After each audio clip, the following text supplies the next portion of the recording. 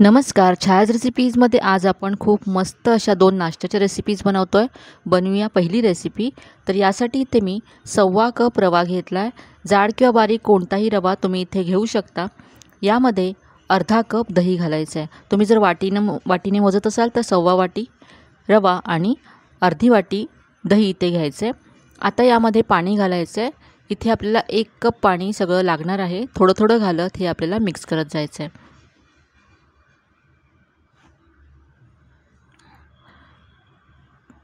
तर खूपच सोपी अशी मस्त रेसिपी आहे. इथे मी सगळं 1 कप पाणी घातलं आहे. तर आतापर्यंत इथे मी 1.25 कप रवा, अर्धा कप दही आणि 1 कप पाणी यामध्ये घातलं. हे सगळं छान असं एकजीव करून घेतल्यानंतर हे आता आपल्याला 10 ते 15 मिनटं झाकून ठेवायचं आहे. तोपर्यंत आपण एक चटणी तयार करूया. तर इथे आता मी भरपूर कोथिंबीर घेतली आहे. यामध्ये थोडीशी पुदिन्याची पानं घालायची आहेत. यानंतर इथे मी हिरवी मिरची यामध्ये घालते. 2 हिरव्या मिरच्या तुकडे करून घेतल्यात. यानंतर यामध्ये 1 मोठा चमचा शेंगदाणे घालायचे आहेत. कच्चे शेंगदाणे आहेत. याऐवजी तुम्ही भाजलेली चण्याची डाळसुद्धा इथे घालू शकता. यानंतर यामध्ये थोडंसं आलं मी घातलं आहे आणि आता अगदी 1 ते 2 चमचे इतकं पाणी घालून हे आपल्याला असं वाटून घ्यायचं आहे. अगदी बारीक वाटायचं आहे. आता इथे मी 4 वाट्या तेलाने ग्रीस करून घेतल्यात आणि याबरोबरच इथे कढईमध्ये मी पाणी गरम करत ठेवते. तर कढईमध्ये मी 1.5 ग्लास पाणी घातलं आहे. यानंतर यामध्ये एक स्टँड असा उलटा करून ठेवायचा आहे. तुम्ही एखादी प्लेट उलटी करून ठेवली तरी चालेल. यावरती अशी प्लेट ठेवते आहे. यामध्ये आपण वाट्या ठेवणार आहोत आणि आता या कढईवरती झाकण ठेवून हे पाणी आपण गरम करत ठेवूया. आता हे पाणी गरम होतं आहे तोपर्यंत आपण पुढची कृती करू. तर हे जे आपण मिश्रण झाकून ठेवलं होतं रव्याचं ते पहा आता घट्ट झालं आहे. तर यामध्ये आणखी 1 ते 2 चमचे पाणी घालून हे मी थोडंसं असं पातळ करून घेतलं आहे. आता यामध्ये चवीप्रमाणे मीठ घालायचं आहे आणि यानंतर 1 चमचा यामध्ये तेल घालायचं आहे. याबरोबरच इथे मी अर्धा चमचा साखरसुद्धा घालते आहे. साखर ऑप्शनल आहे. मिक्स करून घेऊया. आता हे तयार मिश्रण आपण 3 भागांमध्ये डिवाइड करून घेणार आहोत. तर 2 बाउलमध्ये मी 2-2 चमचे आणि एका बाउलमध्ये थोडंसं कमी 1 चमचा इतकं मिश्रण मी ठेवलं आहे आणि जे कमी आहे त्यामध्ये ही चटणी घालायची आहे. तर आज आपण सँडविच ढोकळा बनवतो आहे. तर मधल्या लेअरमध्ये आपण अशी चटणी घातली आहे. तर आता ह्याच्यातला एक बाउल घेतला आहे. त्यामध्ये मी अर्धा चमचा इनो फ्रूट सॉल्ट घातलं. मिक्स करून घेऊया आणि आता हे तयार मिश्रण आपण वाट्यांमध्ये भरूया. तर पहा पाव वाटी इतकंच भरायचं आहे आणि आता ह्या वाट्या या कढईमध्ये वाफवण्यासाठी ठेवायच्या आहेत आणि आता 3 ते 4 मिनटं झाकण ठेवून हे वाफवून घेऊया. तर इथे पहा 4 मिनटं झालेत आणि हे वाफलं गेलं आहे. आता यावरती आपल्याला दुसरा लेअर घालायचा आहे. तर ज्यामध्ये आपण चटणी घातली होती त्यामध्ये आता पुन्हा पाव चमचा इनो फ्रूट सॉल्ट घालायचं आहे. मिक्स करून घ्यायचं आहे आणि आता ह्याचा लेअर आपल्याला वाट्यांवरती घालायचं आहे. पुन्हा झाकण ठेवून आपण हे 3 ते 4 मिनटं वाफवून घेऊ. तर आता इथे पुन्हा 4 मिनटं झाले आहेत. पाहूया. आता यावरती आपल्याला तिसरा लेअर घालायचा आहे. तर यामध्ये आता मी अर्धा चमचा इनो फ्रूट सॉल्ट घातलं. मिक्स करून घेऊया आणि आता हा तिसरा लेअर आपल्याला घालायचा आहे. इनोवरती मी थोडंसं पाणी घातलं. मिक्स करून घेतलं. तर आता असा तिसरा लेअर मी घालून घेतला आहे सगळ्या वाट्यांवरती आणि वरून थोडंसं मी लाल तिखट पसरवून घेतलं आहे दिसायला ढोकळा छान दिसावा म्हणून.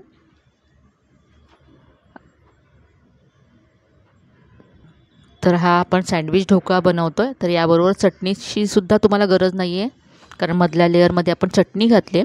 आता झाकून हा पुन्हा आपण 3 ते 4 मिनटं वाफवून घेऊया. तर इथे पहा 4 मिनटं झालेत आणि आपला हा ढोकळा तयार आहे.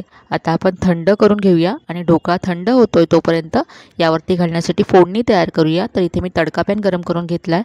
यामध्ये 1 चमचा तेल घालायचं आहे. तेल गरम झालं की यामध्ये पाव चमचा मोहरी घालायची आहे. मोहरी मस्त तडतडली की यामध्ये पाव चमचा जिरं घातलं. यानंतर कढीपत्त्याची पानं घातलेत. गॅस मी बंद केला आहे. आता यामध्ये अर्धा चमचा सफेद तीळ घालायचे आहेत आणि यामध्ये पाव चमचा हिंग घालायचं आहे. मिक्स करून घेऊया. तर ही फोडणी तयार आहे. ढोकळासुद्धा थंड झाला आहे. आता हा काढून घ्यायचा आहे. तर पाहू शकता किती मस्त लेयर्स आलेत या ढोकळ्याला. चटणीचा लेयरसुद्धा खूप छान दिसतो आहे. तर यावरती आता ही फोडणी घालायची आहे.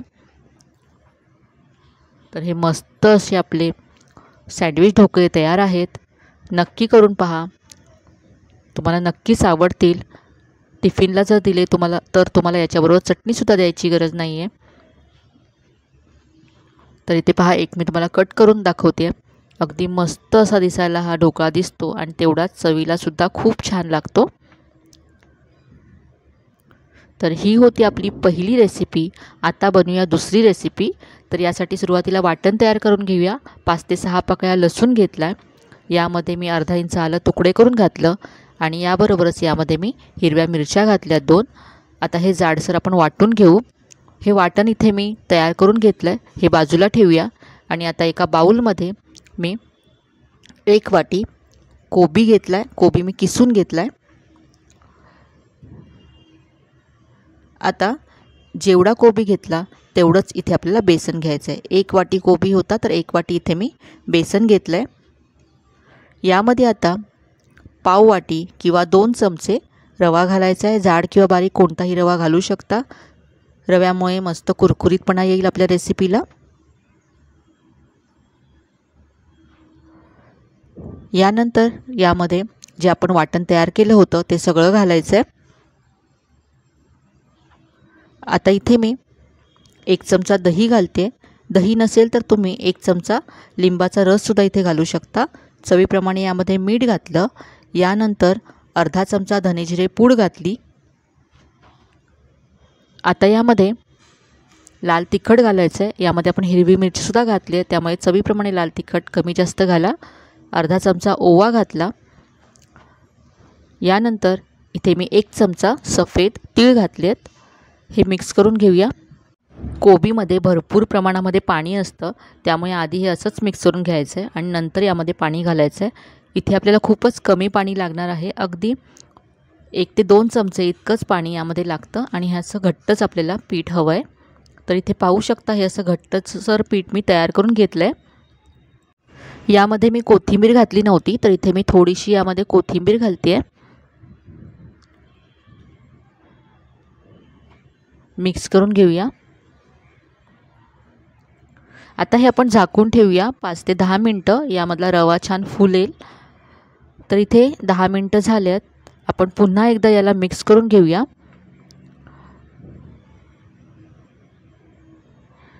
आता यामध्ये चिमूटभर बेकिंग सोडा घालायचा आहे आणि मिक्स करून घ्यायचं आहे. आता इथे मी एक प्लेट ग्रीस करून ठेवली होती, त्यामध्ये हे सगळं मिश्रण घालायचं आहे आणि असं एकसारखं पसरवून घ्यायचं आहे. इथे कढईमध्ये मी आधीच पाणी गरम करत ठेवलं होतं. यामध्ये एक स्टँड ठेवला होता, त्यावरती ही प्लेट ठेवायची आहे आणि झाकून 8 ते 10 मिनटं आपल्याला हे वाफवून घ्यायचं आहे. तर साधारण 10 मिनटं झाली आहेत आणि आपली ही कोबीची वडी वाफवून तयार आहे. गॅस बंद करूया आणि थंड करून घेऊया. थंड झाल्यानंतर या वड्या आपल्याला अशा कट करून घ्यायच्यात. पाहू शकता या मस्त वड्या आपल्या तयार झाल्यात. तर या तुम्ही डीप फ्रायसुद्धा करू शकता. आज आपण यांना शॅलो फ्राय करणार आहोत.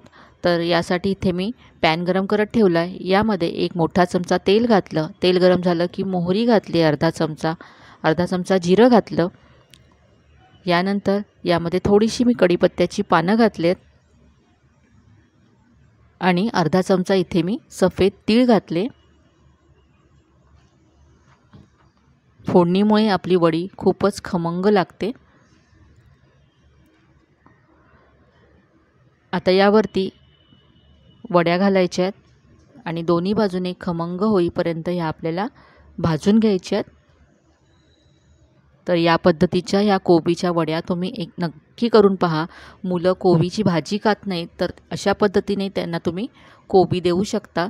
या अशा छान खरपूस भाजल्यानंतर यावरती मी कोथिंबीर घातली आहे आणि आता ह्या वड्या आपण सर्व करूया टोमॅटो केचप बरोबर. तर अगदी मस्त अशा या आपल्या कोबीच्या वड्या तयार आहेत. तर ही होती आपली दुसरी रेसिपी.